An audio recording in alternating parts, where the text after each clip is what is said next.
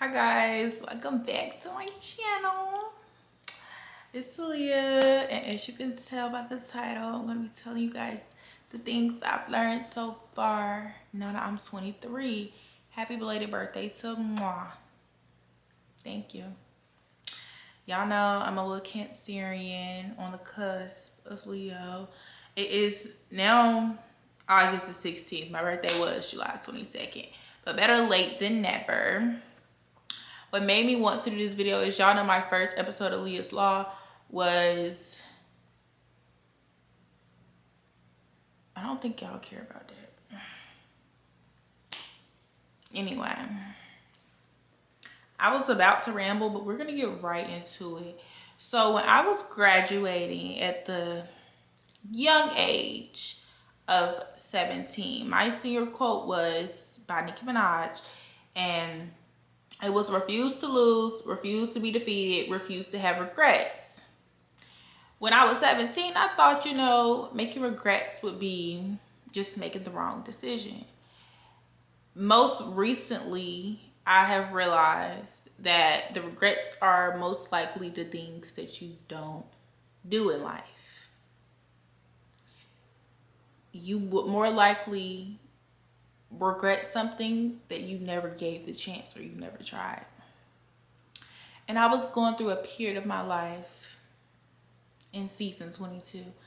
I was fighting between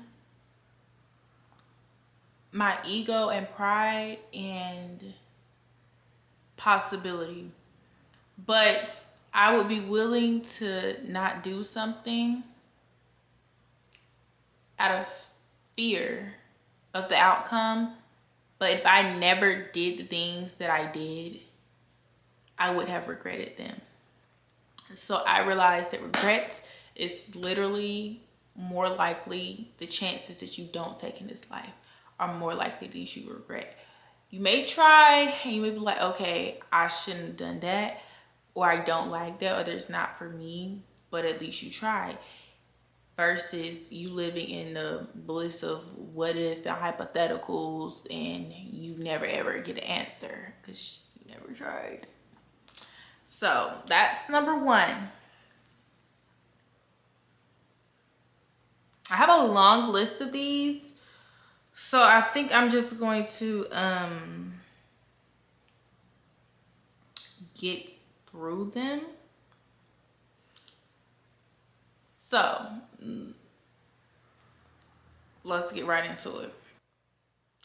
Number two, stop being lame. Be yourself. Be seen, be heard, take up space. Who cares how anyone else feels about it? You're here for you, not for the rest of the world. You just need to say middle finger to perception and go on about your life. Get over yourself.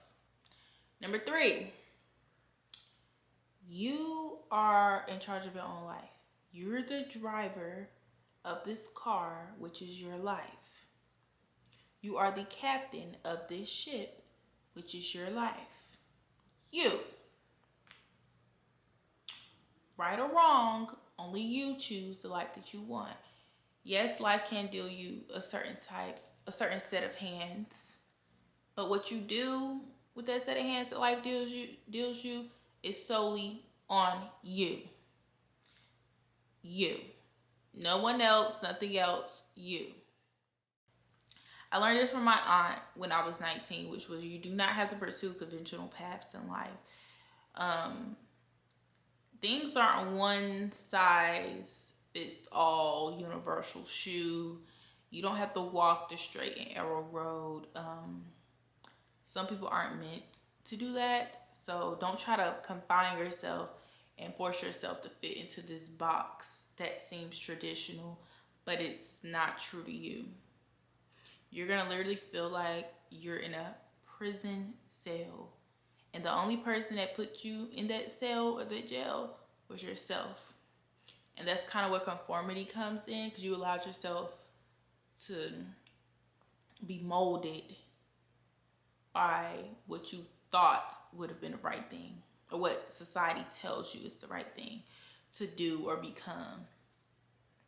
Moving on to we're gonna just leave the numbers alone. You don't have to live fast or subscribe to hustle culture. And so I've always known this, but sometimes I don't live my life like that. Sometimes for a little period of life, I may just get low-key sucked up into the hustle culture mentality, but I deeply, like, logically know better.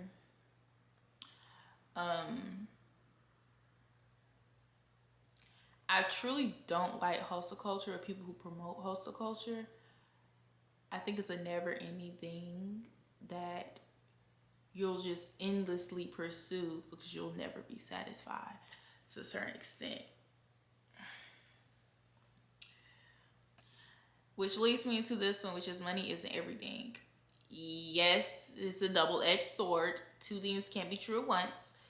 You do need money to live a basic, decent human lifestyle. You do. However, you don't have to let money move you or dictate you. Like I said in the previous bullet point, you're the driver of your life. You're the captain of this ship.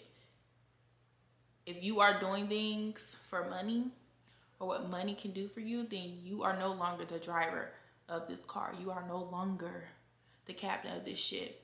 You're a passenger. Something else is driving this, and it's not you, because you're being dictated and motivated and moved by it, and that's not it.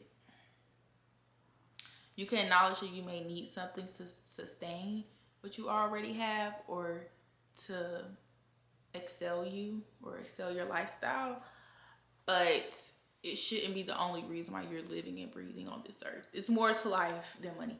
And truly, certain things in this life that you will want to experience or want to feel, money can help, but certain things it cannot buy. It's kind of like the idea, I'm trying to make this video long, it's kind of like the idea of children who may have grown up and their parent always threw money at them for certain things, and only thing the child ever wanted was time, love, attention. But the money didn't get them those things. The money didn't give the child the things that the child wanted. Money couldn't buy the things that child wanted. That's an example of that. Moving along. If your only goal is more, then you will never arrive. Which I kind of spoke on this. You need to learn how to be content. Not comfortable to where you lack any form of growth, but you need to figure out how to be content. While you're still trying to build your life, you need to find some form of contentness. Freedom is more important to me than comfort is. Some things, which doubles back into the money thing, you may think that you want money, but the real thing that you're desiring is freedom. You may think that you want what someone else has, but really deep down to the origin of it, you want freedom. I desire freedom. That's me. That's what I desire. I desire freedom. I don't want to feel like I have to blah, blah, blah, blah. Like I have no choice. Like my life depends on things. I don't want that. I would prefer freedom. Some things like being purely money driven just aren't worth it, and life is a little too short to spend time doing something you hate just because of a dollar bill. Because one of my fears is getting old, and I realized that this has not been a fulfilling life for me. And in fulfillment, I don't mean a materialistic fulfillment. I mean to truly live. Again, let's not be dense and let's not be stupid. Obviously, you need money to do certain things in this world. I'm saying it should not be the driver of your ship. That's all. Moving along. I have fallen victim to consumerism. But I feel as though consumerism is literally sickening. It's like you're constantly being told that you need this, you need that to make yourself better, which is actually telling you that you're not good already as you are if you don't have or you don't do XYZ.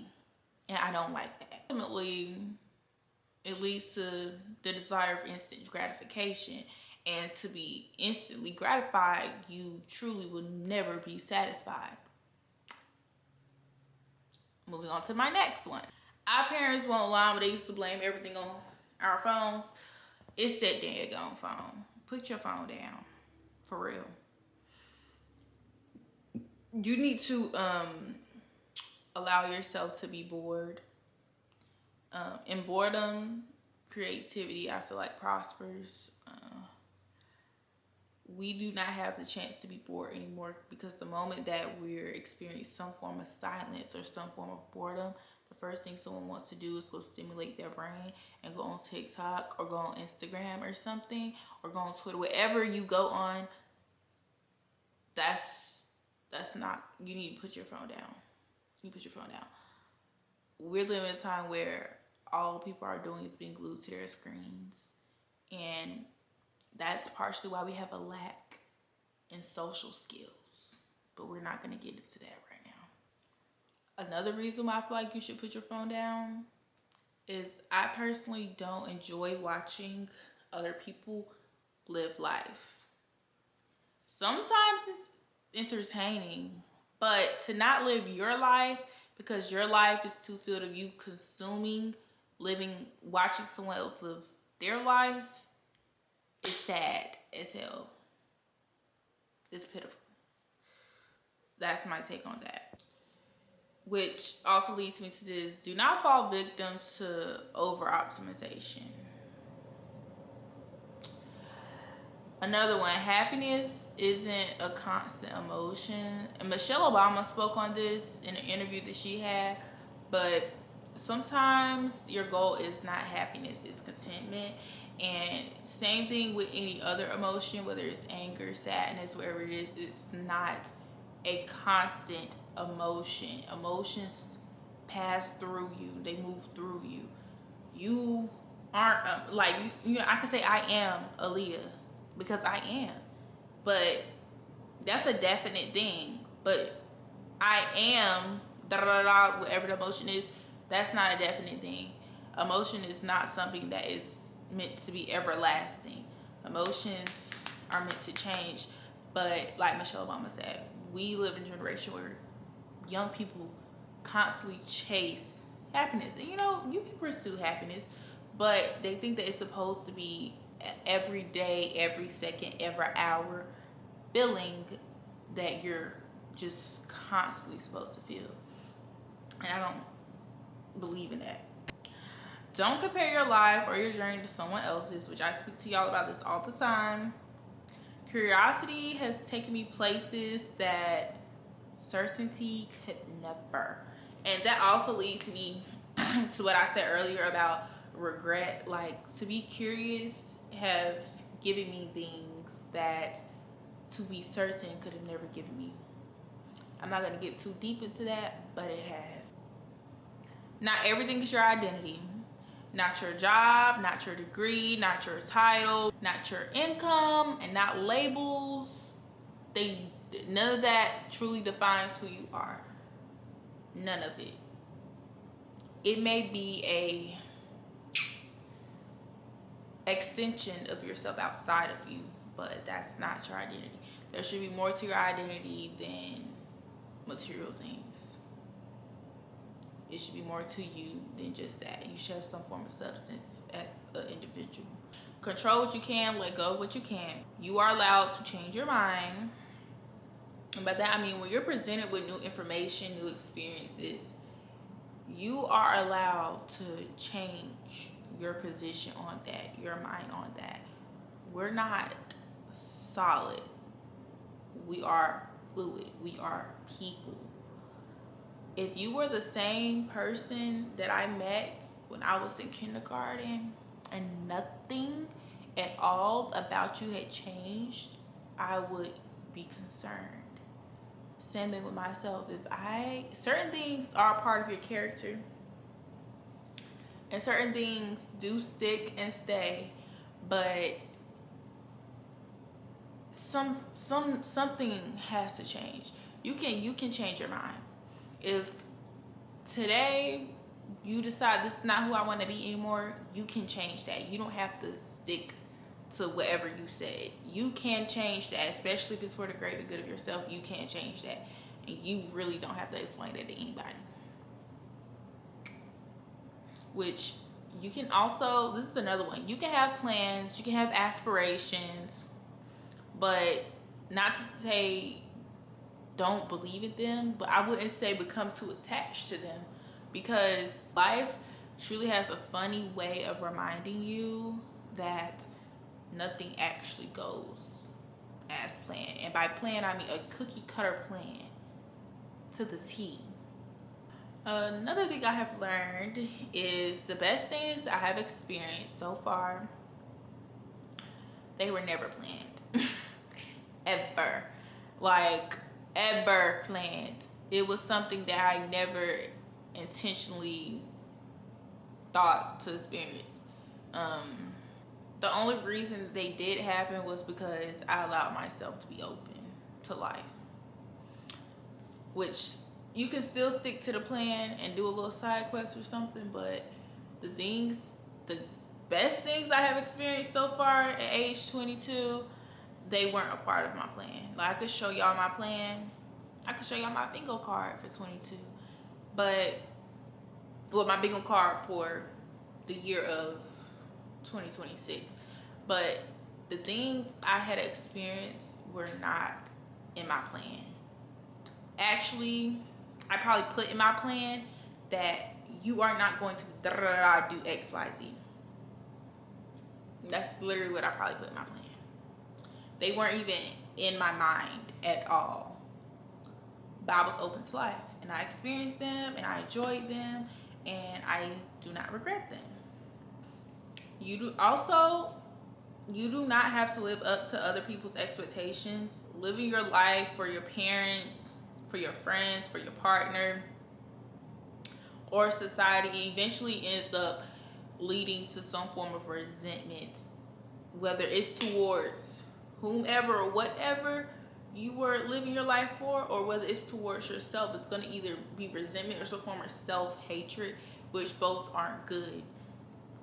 So do with that what you will, but have boundaries, values, morals, and standards that don't move just because someone else disagrees with you. You quite literally have to stand for something. You have to have some form of morals.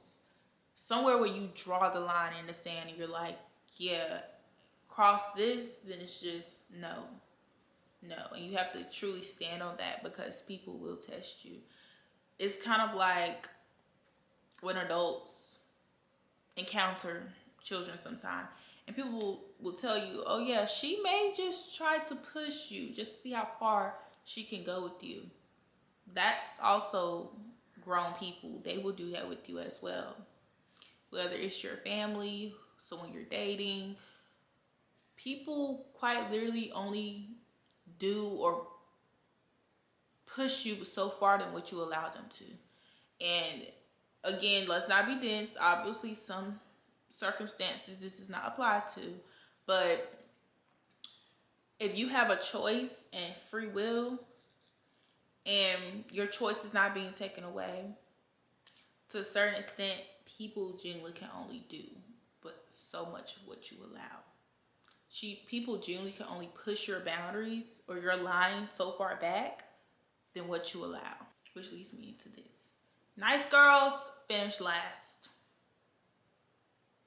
You can be kind, but kindness is not the same thing as people pleasing. People pleasing is taking away something from yourself. People pleasing is pretty disrespectful. You can be a kind human being, but it's a very fine line between being kind and being overly nice and people pleasing to the point where you're gonna be a doormat for another person. And that's whether they intentionally are using you or taking advantage of your niceness, or they're just doing it out, like just unconsciously doing it. And I say this because I have been a doormat and I have been the nice girl and I am sweet, but I'm also a Sour Patch. And I had to learn that some people, they're like a shark that smells blood and water. You're bleeding in front of a shark. That's what you're doing. Sometimes, not everyone, but sometimes you're bleeding in front of a shark. I happen to be a person who was bleeding in front of a freaking shark.